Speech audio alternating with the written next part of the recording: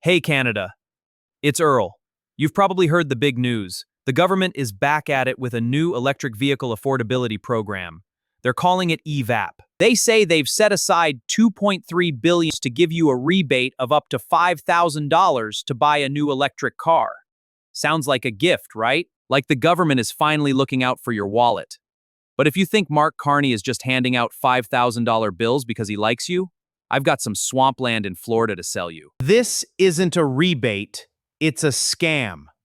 And it's one of the most slick insider deals I've ever seen.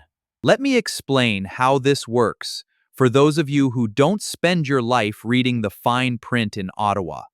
Imagine you go to a restaurant. The owner tells you, "Hey, if you buy this specific $50 steak, I'll give you $5 back." You think, great deal. But then you find out the owner took $50 out of your own bank account earlier that morning to build the kitchen, buy the steak, and pay for his own lunch. That is exactly what's happening here. First, they take billions of your tax dollars through that Canada Strong sovereign fund to build the factories for companies like Stellantis or Moderna's partners. Then, they pass a rule saying the $50,000 price limit for the rebate doesn't apply to cars made in Canada. So if a big car company builds a fancy $80,000 electric truck in Windsor, you can still get the rebate.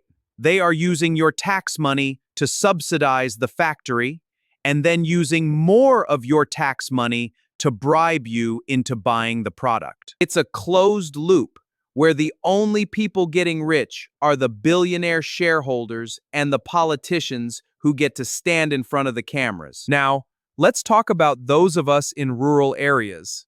The government says this is about affordability, but the average price of an EV is still way north of what a working family can afford, even with a $5,000 coupon. And here's the kicker.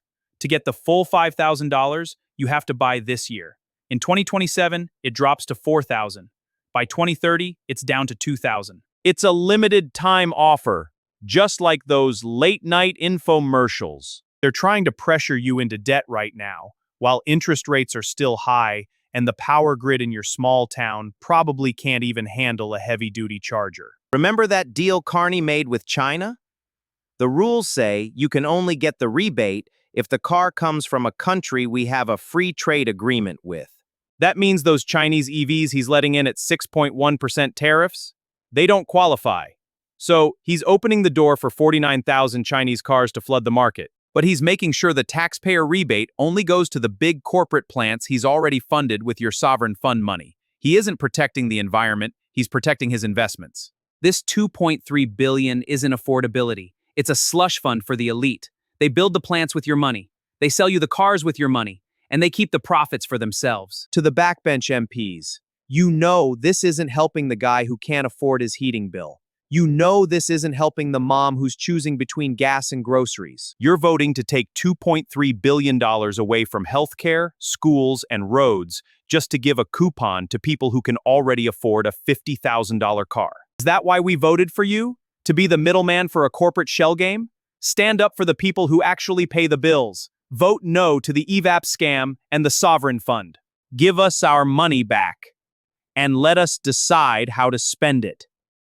Thanks for watching. Stay awake.